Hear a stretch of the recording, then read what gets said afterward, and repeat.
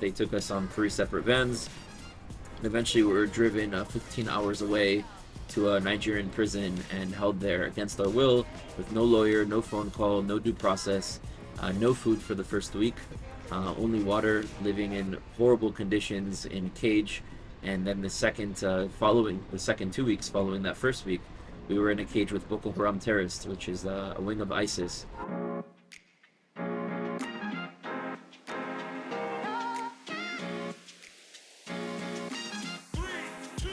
On. Rudy, it is wonderful to be here with you. Thank you so much for sitting down with me. We've been planning this for a very long time, Very long time. and I'm very happy to say that it's finally happening. Uh, so I'm gonna, I've seen some gorgeous art that you sent me, showed me to match your decor at your home, and so I'm gonna try and do that. In the meantime, though, you've had this gorgeous blue sudra, and I want to know more about that because I know you do a lot of really incredible work with the lost tribes, not so lost tribes of Israel, and I think that the sudra is a nice place to start with explaining kind of the variation in Judaism. For sure. So a lot of us have been conditioned to recognize certain things that are symbols that make someone Jewish, right? Magen David, Chamsa, Chanukiot. But the actual kippah, which is also something that people recognize, which is a head covering that men wear, didn't always look that way. If we look at images of our sages and great rabbis of the past, Rabbi Akiva, Shimon Bar Yochai, Ben Yishchai, Rashi, all these individuals, which everyone would see as a great rabbi from the past, none of them are wearing kippahs. They're Right. all wearing a sudra on their head, which is a head covering. And some people think that it looks Arab. Yeah. And the reason they think that is because Arabs also have a head covering that's called a keffiyeh. Right. But so do Kurds, and so do Druzim, and so do many other cultures within the Middle East, because this is what Middle Eastern cultures used to wear on their heads. Now, how do we go from wearing a sudra, which is written in many places in our Jewish scripts, to a kippah? Right. So Jews that were living in Europe had a Ashkenazi experience. They had an experience in Europe. And because of persecution that they were going through, they had to minimize the sudra into a small head covering that they could hide under a hat.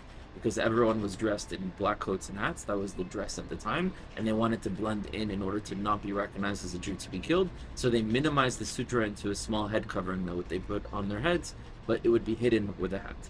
And so that's how we transitioned from actually wearing a sudra, which either was worn like this or was worn wrapped all around, and eventually we lost it. Now, for Jews that were Sephardic and Mizrahi, many of those Jews kept it. My great great grandfather, there's a very famous picture within our family that he's wearing a sudra on his head, so it was always an image that I grew up with.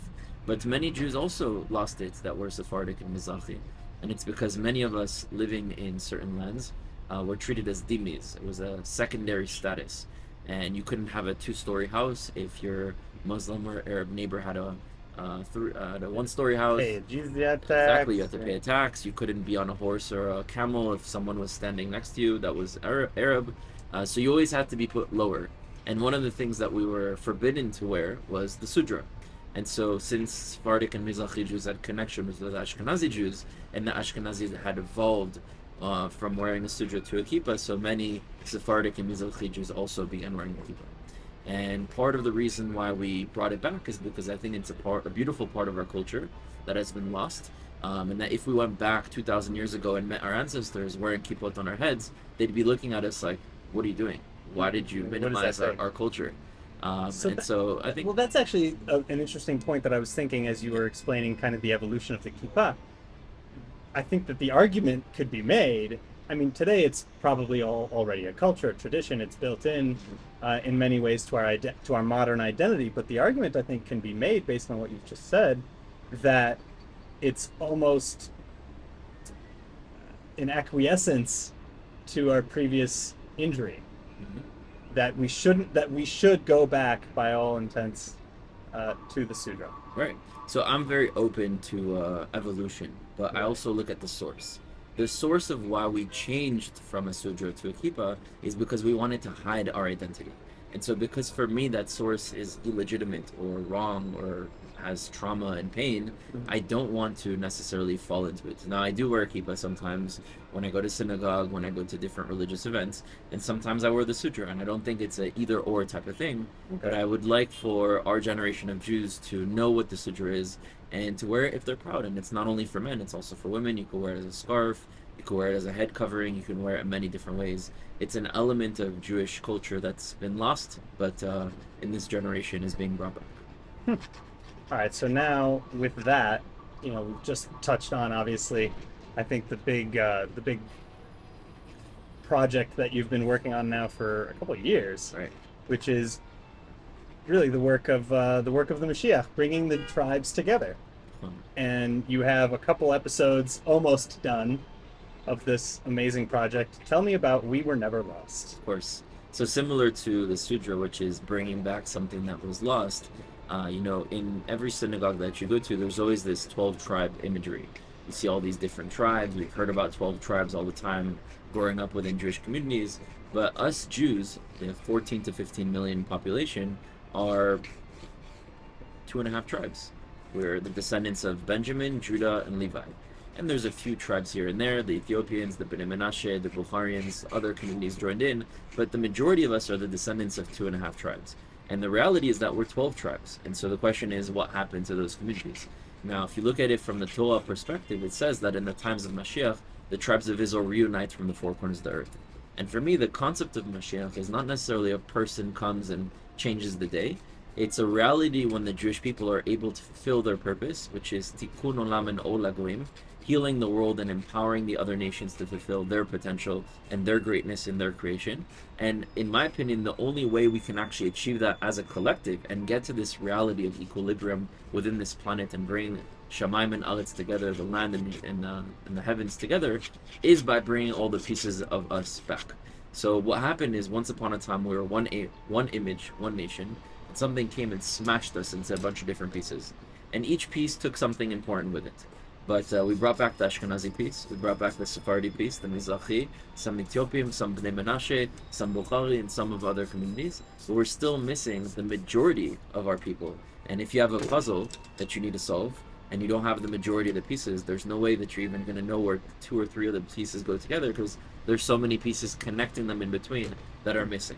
So I think our generation needs to have a conversation of where are those communities. So when I came in touch with the reality that it's not just a theory, but they're very much so communities that descend from our nation from thousands of years ago, that are still preserving their Judaism, that are still practicing their culture, that are still being persecuted for being Jews. Very similarly, actually, Right. to us.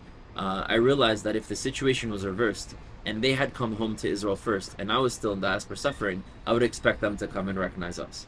So what originally started of a project to do the right thing and to help our own family come back together, eventually also evolved to realizing that we can never be ourselves without them.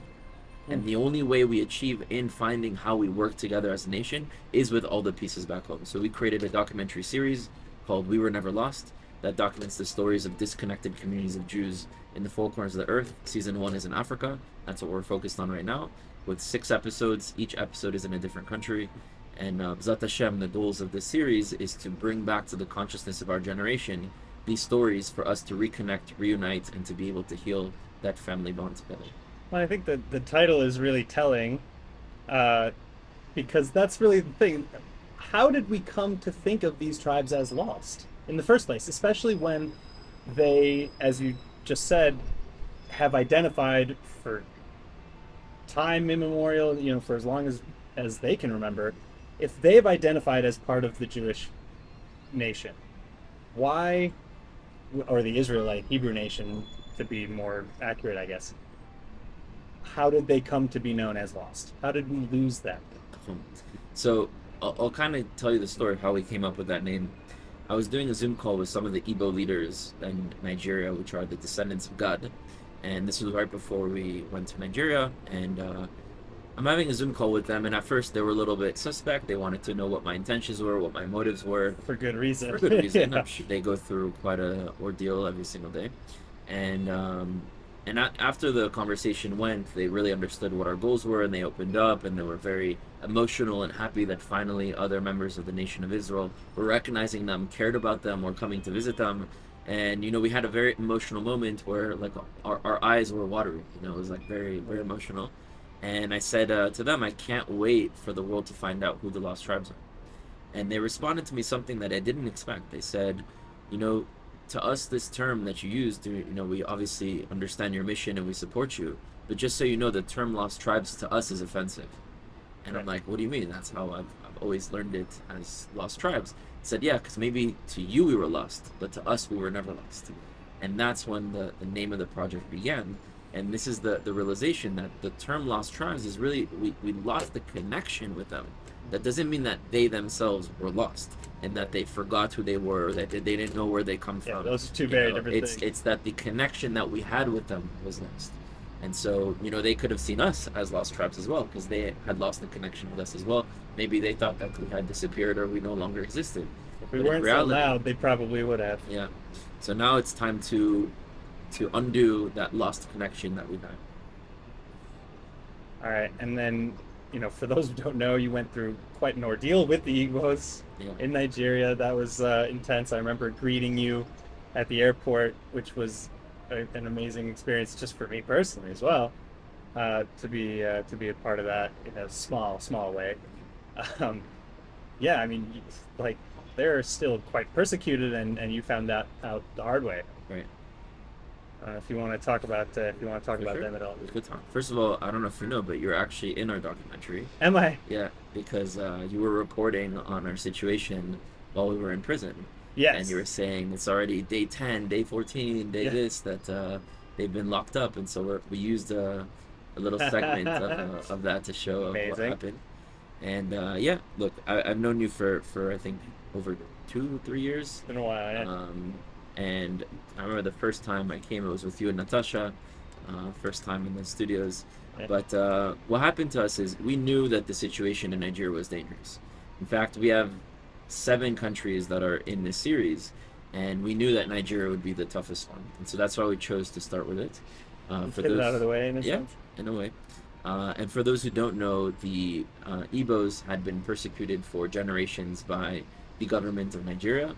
And it's because of ethnic tensions between the groups and certain, I would say, assets that existed on some pieces of land versus the others, and economic opportunities versus political power in terms of numbers, and a lot of different things. But the Igbos have been persecuted for generations. In 1967, there was the Biafra War, where 3 million Igbos were exterminated.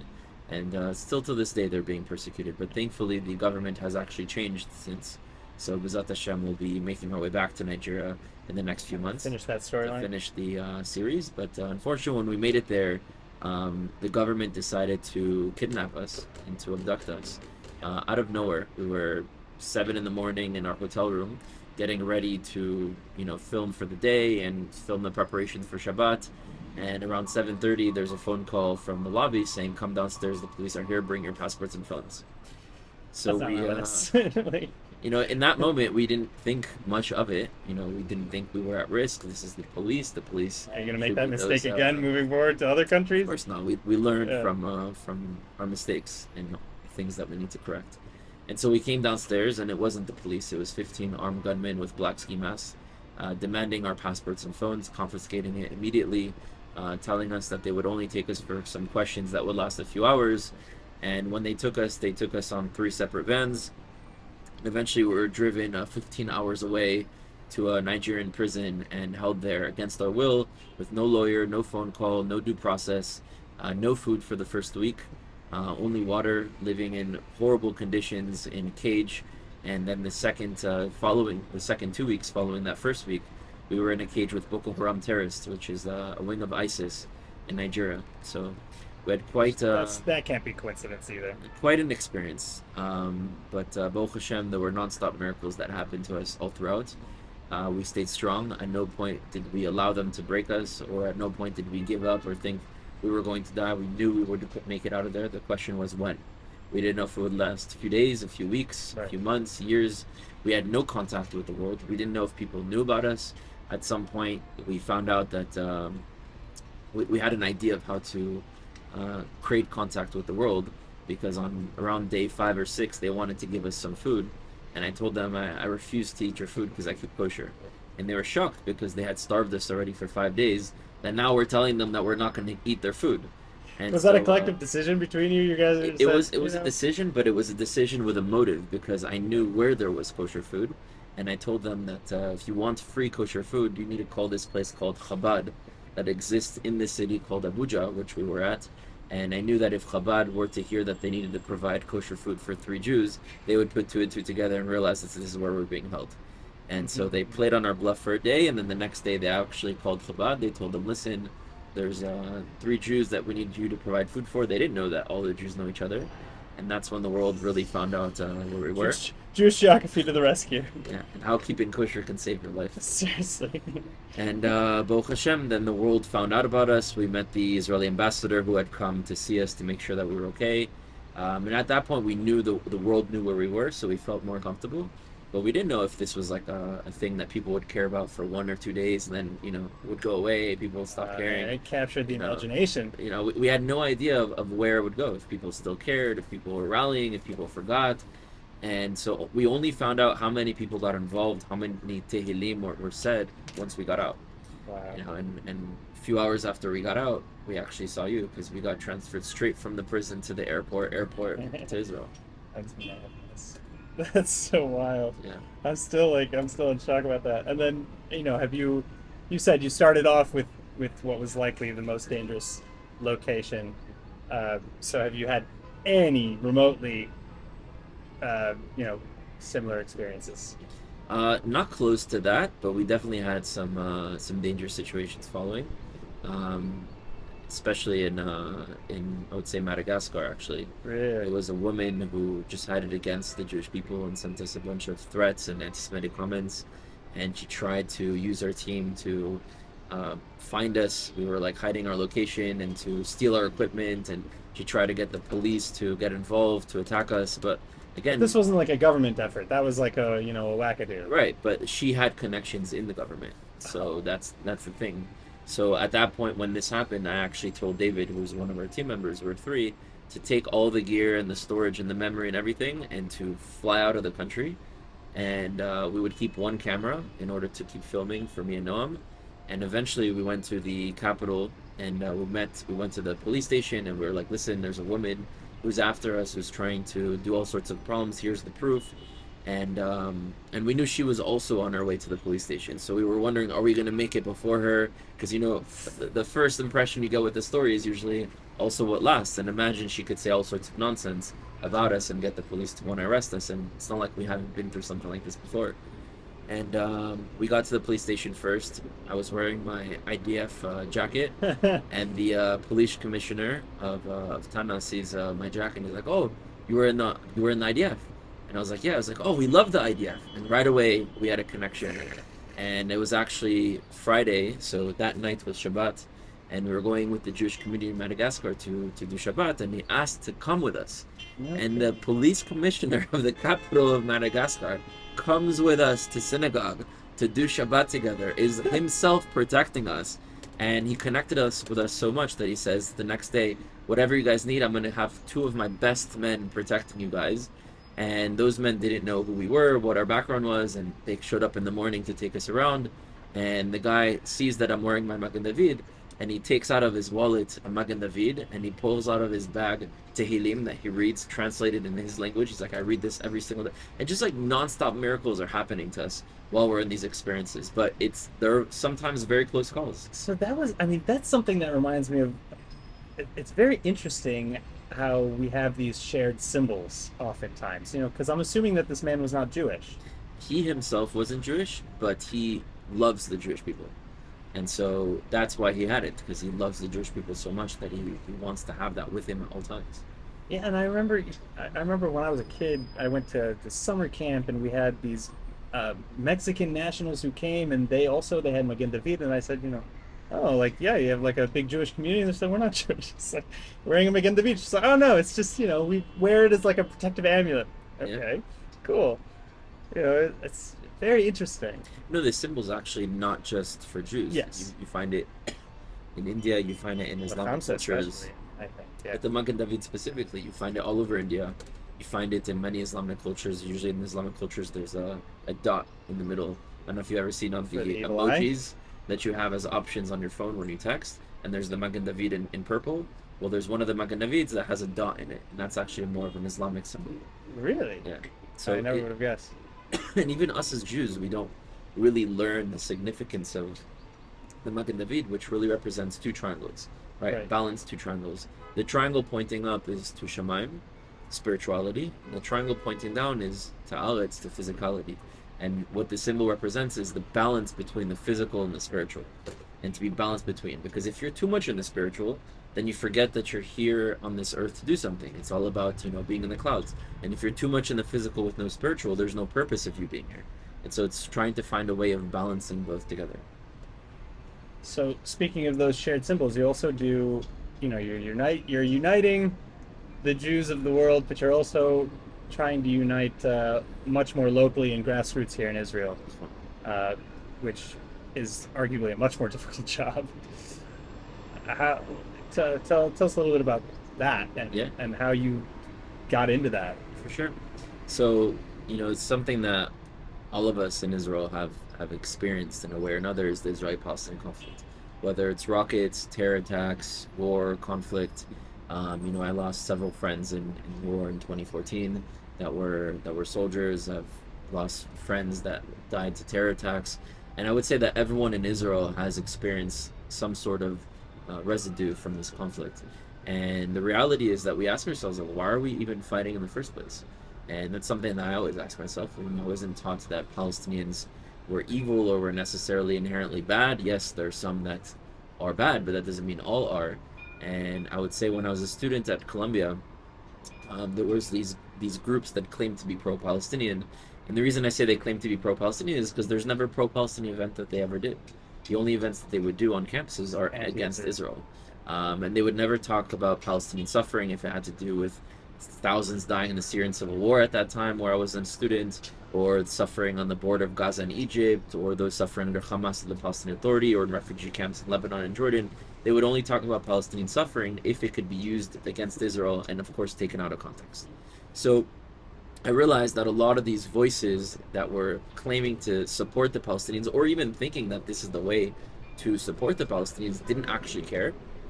And my mindset at the time was like, the day that you guys have enough honor and respect to come to the table and to really speak, with full respect towards each other and to come with a solution together, then that's the day I'll be ready to speak to you. Until then, if you want to, claim, like, seek for my annihilation, then I'm not going to respect that. And after I went to South America, after I graduated university for my bachelor degree, I had an experience that made me see things in a different way, and it made me understand how holistic truth works. And I realized that for them, the reason why they think they are suffering, which they are, is they're told that it's because Israel exists. And so the only way to undo that suffering is by destroying Israel. So it's not in their DNA, in their mission statement to destroy Israel. Destroying Israel is a way to get to what they want. And what they want is a reality where they experience freedom and justice and equality from the river to the sea, which you can respect and would love to see a reality where we can all experience that freedom. And they're taught that the way to get to that is by the destruction of Israel. So it's not their goal to destroy Israel. It's a way to get to their goal for some that have been told that this is the way to do it. So if we were to create a reality where they're no longer suffering and they're living in a just reality, free, then there would be no more reason to destroy Israel.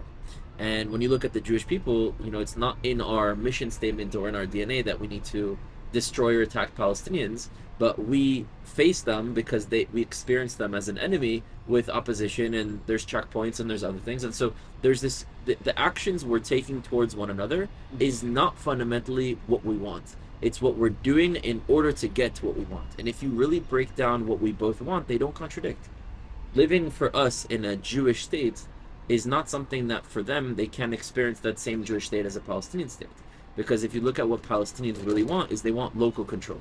They care about who's the leader and the family that's running the kfal, the city, the village. That's what they care about. When Israelis, it's actually the opposite. You go to most Israelis living in, Kfar Saba, Tel Aviv, Beersheba, Haifa, Tzfat, they don't know who the mayor of that city is. Very few Israelis actually care about who the local power is. We care more about national power. Right. So I think the way to create a reality is by fundamentally understanding the aspirations that both collectives have, which are different, and the suffering that both experience, which are also different, and then creating a reality that focuses on fulfilling those needs. And once you create that, that's creating justice. And when you have justice is when you have peace. You can't have peace without justice. So, how do we get there though when there are so few of you and so many of Hamas and Islamic Jihad and who knows what? Yeah, well, I I mean, think as you said, even in the States, where you went to Columbia, you said, as you just pointed out, it's a very pervasive ideology. yeah. Well, I look at it this way. You know, my mother's side of the family is Sephardic. My grandparents were born in Morocco and Algeria. And my dad's side of the family has an Ashkenazi experience. My grandparents were born in Poland and Belgium. And almost the entirety of my family was exterminated in the Holocaust. And so you look at the civilization that was responsible for that, Germany. If Germany can go from 1 year being under Nazi control and having the goal and to kill all the Jews and eventually killing 6 million, to 10 years after that, supporting the state of Israel, I think that between cousins living on the same lands, we can find resolutions. The only issue is we need to create the conditions to do that. There are many forces that are profiting from this conflict, whether economically, politically, and so on. And I think we need to also start humanizing one another. Most Palestinians don't necessarily have relations with Israelis, and most Israelis don't necessarily have relations with Palestinians. And we experience each other as the enemy of our story. And I think what we need to start doing is understanding each other's stories, experiences, history, aspirations, and when we start building those relations, things start to change. And so a lot of the work that we've been doing is uniting Israelis and Palestinians and starting conversations that shift the mindset of many living on both sides that could have been conditioned to seeing the world as I'm good, they're bad, you know, they will always be my enemy and I'm the good guy, and realizing actually the majority of both of us are the good guy, and it's those that are profiting from our conflict that are manipulating us to think that we need to fight each other to survive, and that's what's causing the conflict. And I think a lot of media and a lot of people who talk about Palestinian suffering, they forget the why. They talk about the what. Yes, Palestinians are suffering. That's what's happening. But why is it happening? If you don't focus about the why, then you'll never be able to change the why. And I think in order to understand the why, we have to realize that we've been conditioned since 1948 and even before that to see each other as the source of our suffering and what prevents us from achieving our aspirations. And as long as we see the reality as a zero-sum game, neither of us will be able to continue because there is no reality where Israelis or Palestinians disappear. So I think those that have to come together are those that are the proudest and strongest in their own identity. You know, the proudest and strongest Jews have to be the ones on the table with the proudest and strongest Palestinians. Not the Palestinians that will say whatever you want to hear on the side of the Israelis, and not the Jews and Israelis will say whatever you want to hear on the side of the Palestinians. But those who truly represent their cause to be the ones at the table together in order to find ways to move forward. And I think the solution is a process.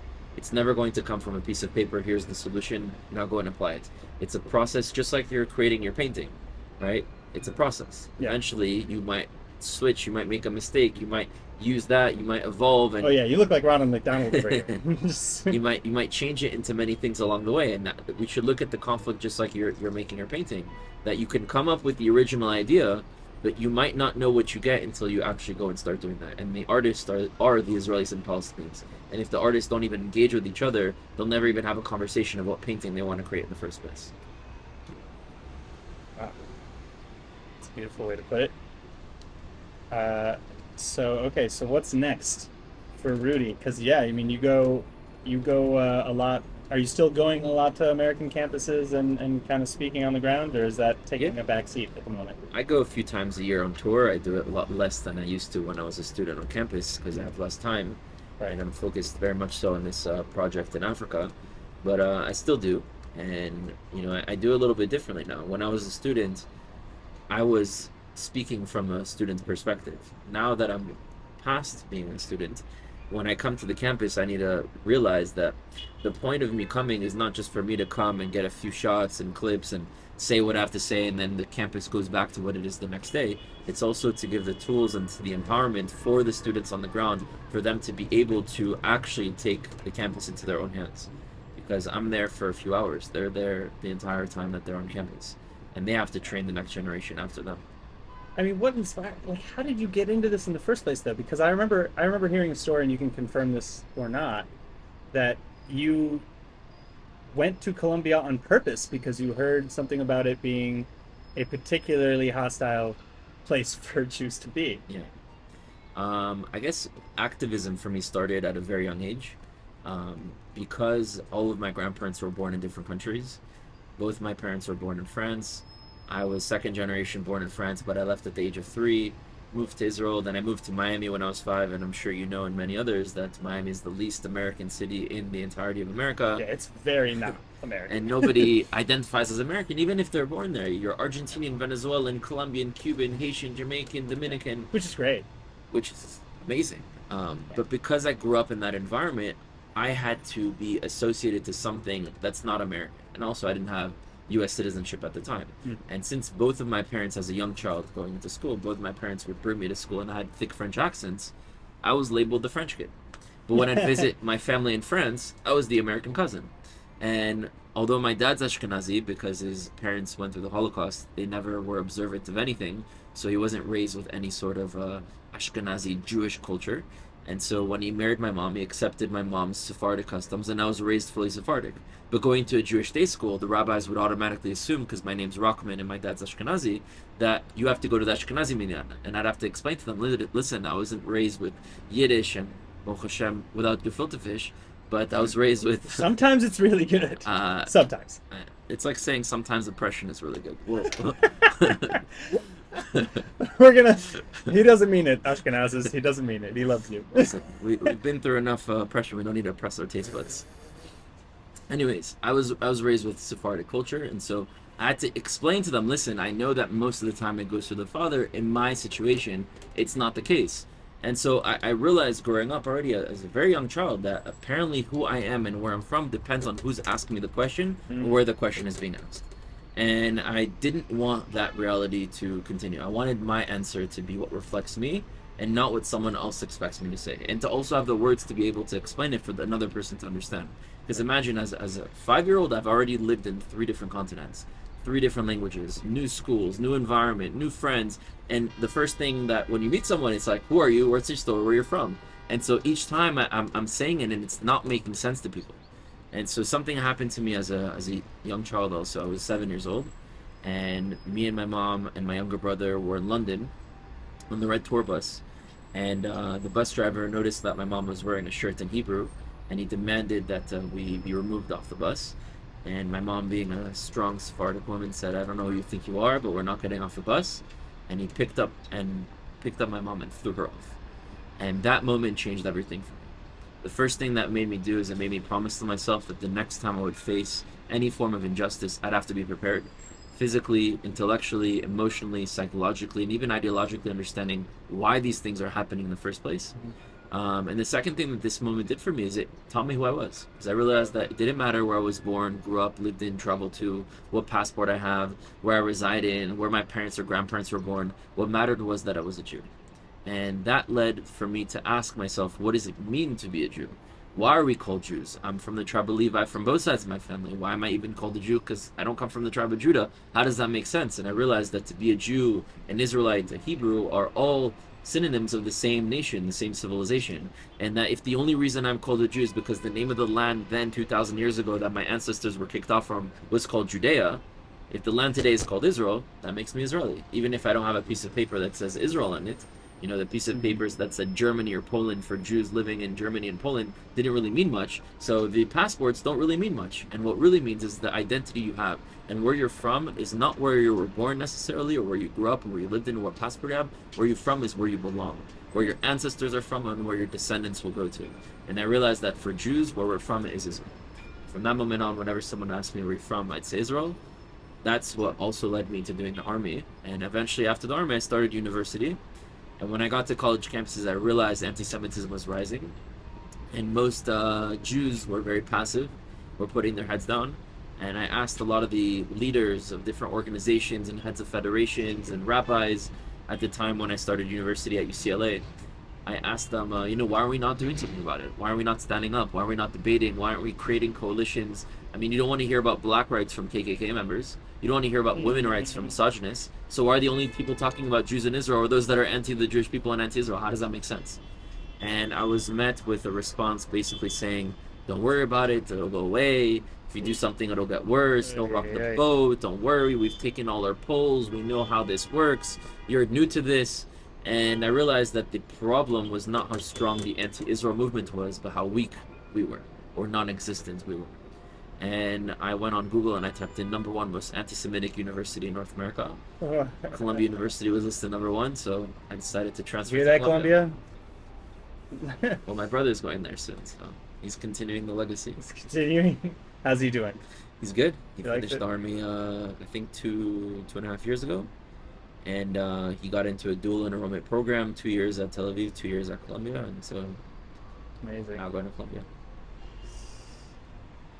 That's wild, though. Most people, would maybe just advocate in place, if anything. I mean, as you said, first of all, I think passivity is kind of the easy out. But then once somebody usually takes up the mantle, they take it up locally. You went to the heart of where the hate, so to speak, is. Yeah. Is that's your British experience, maybe? I'll tell you that when I was at UCLA, I was taking classes also at Santa Monica College. I was taking classes in both universities to do basically 2 years worth of school in 1 year. Okay. And while I was a student at Santa Monica at the same time, many of my peers were planning to transfer to other universities. And so the conversation came up often of where do you want to go?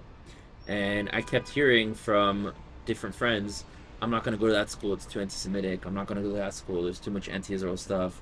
Or the parents saying, oh, sending my kids there? What, are you crazy? No way I'll send my kids there. And that's when I realized, like, we don't go to those places. Who's going to go for us? I think non-Jews are going to go to Columbia and to these anti-Israel universities and change the narrative. And so I told myself, if I go to the hardest places and make a difference, then you can't make an excuse at your other university because I did it at the hardest place. So that was the reason I chose to do that. Oh my God. You're a troublemaker. Have you ever heard that? I'm a light spreader. A light spreader. I go to darkness to spread light. I like that a lot. Speaking of which, I'm almost done. And I say speaking of which because some people say that watercolor is painting with the light, in a sense, Yes. because you have to take advantage of the whiteness of the paper, or else it gets too dark and muddy and gross. And I have to say that I'm happy with the way that this is turning out for somebody like you, as colorful as you. So I'm happy that this is kind of coming out in that way. Amazing. So what got you into painting? I have done some form of art for as long as I can remember. My family, my mom especially, loves to tell stories about coming to Israel and sitting around the kitchen table at my grandparents' house and just kind of ordering me, in a sense, being like, Aaron, draw an elephant. And I was like, all right. And I just kind of thought, did it. And who knows if it was good or not. I haven't seen them. But I'm assuming that it looked somewhat like an elephant because I got praise. And that was it. I mean, it was making a mark and being able to represent and to show people what I was thinking or feeling, in a sense. Because art is very representative, even if it's not. It's a very technical practice, but it's also a very emotional practice. The artist invests a piece of him or herself in what they're working in. And so taking that one step further, I love to connect with people, which is kind of how this started. This Portraits of Israel idea is I love the idea of getting to know people's stories and spreading them and understanding more about them. It's part of what interested me about journalism and certainly about about portraiture that I'm not. It's there. You know, there's a word. There's the Gestalt, Mm. which I don't know if you know what it means. It's a big word in the art community. It's the thingness of the thing in a sense, which doesn't translate very well, but it's the essence of it. It's capturing an essence, which that's fascinating to me. It's a beautiful thing to be able to do that, and to for somebody to look at something that you've made and say, wow, you know, you got it, even if it doesn't look like that, but to say, wow, that's me, you nailed it, is a really great feeling in a sense. um, and yeah, and I've been doing it for as long as I can, Amazing. as long as I can remember. We're gonna kind of get in here.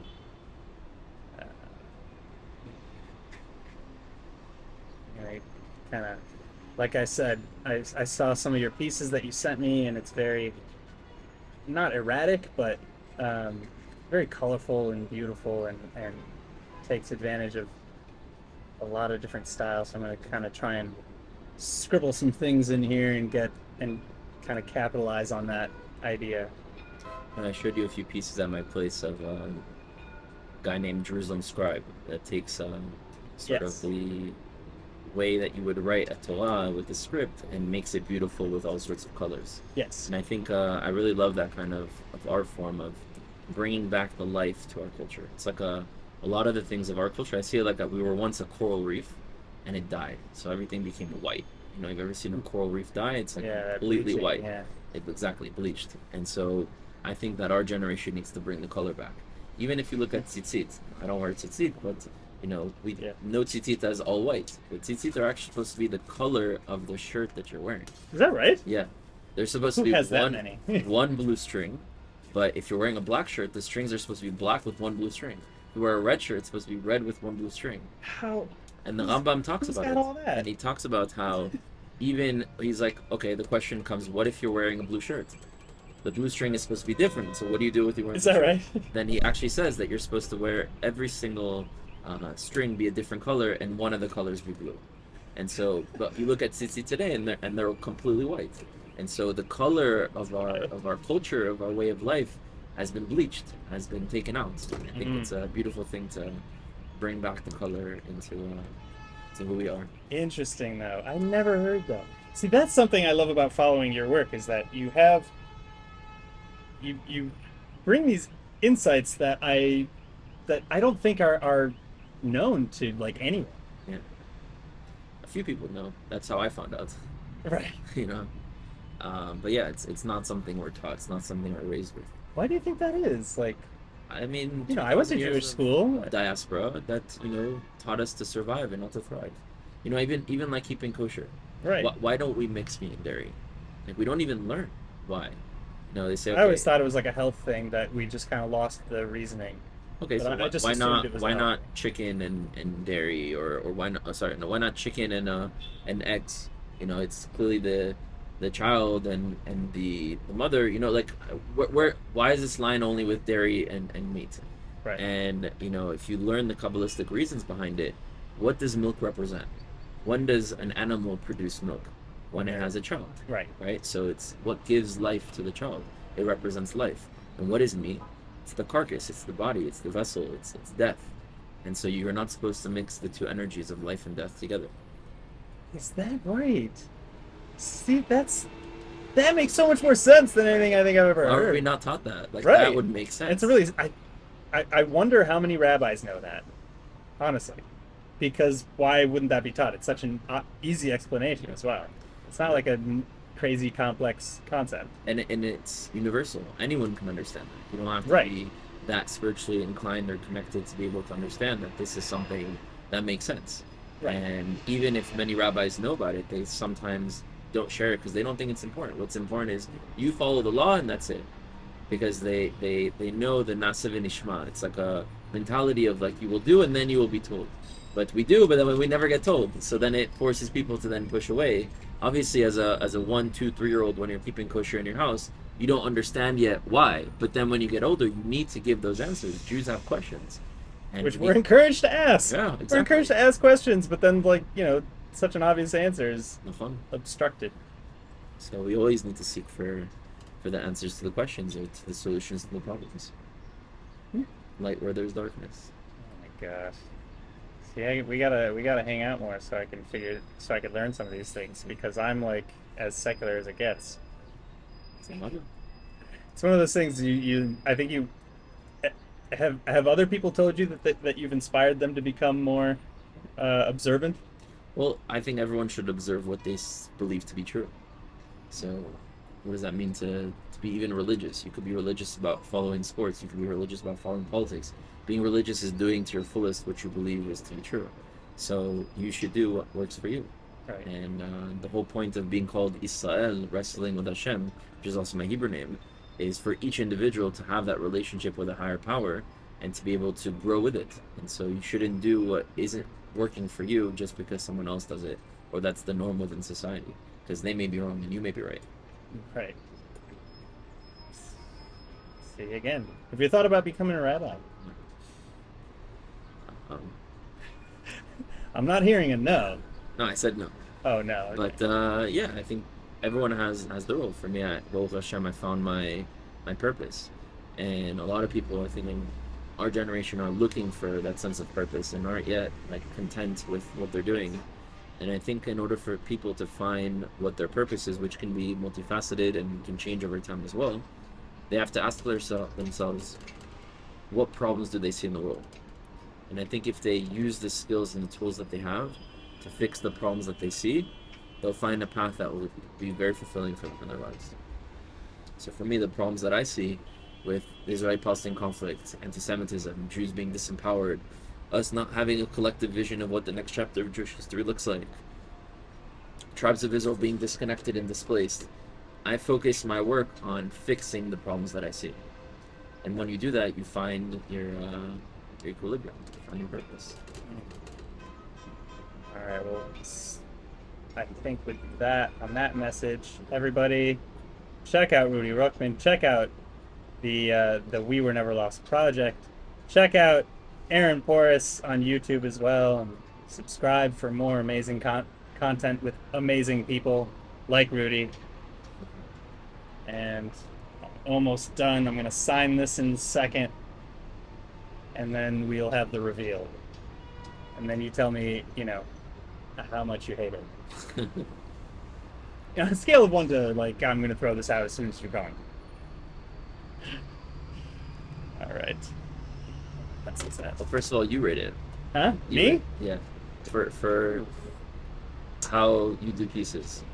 I, given the time limit and given the time limit and the style that is employed here, I would rate it quite well. I don't know what number, but I like it. I'm a fan. So there's that. I'm gonna kind of come in here Would you with. say it's anyone who sees it, they could recognize that it's me if they know? Ooh, I think I would recognize it, but I just drew it, so I can. It's funny too because as an artist, I see all the faults, I see all the things that are wrong with it, and it's a practice in what's it called in humility, not humility. It's a practice in positivity, in a sense, to look for what's right. Especially as an artist, you go to art school and all they teach you is how to critique. They don't teach you how to take stock and be satisfied. That's not part of it. It's not part of the lesson. So I am satisfied with this. I am happy with it. And I hope you are too. And I'm going to sign it with a pen. No, I'm not. Yes, I will.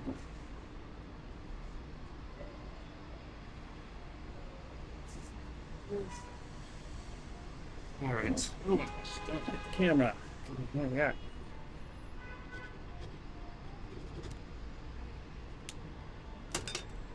Rudy, Dun, dun, dun, dun. what do you think? Wow.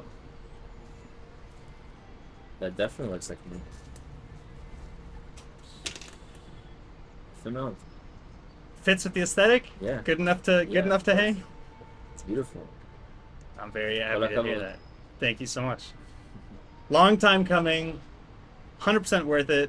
I hope I haven't prevented you from working on your. No, no, no. Noam is on his way, so Perfect. yeah. All right. My And pleasure. that's a wrap. Rudy, again, thank you so much. תודה It's רבה. great to see you.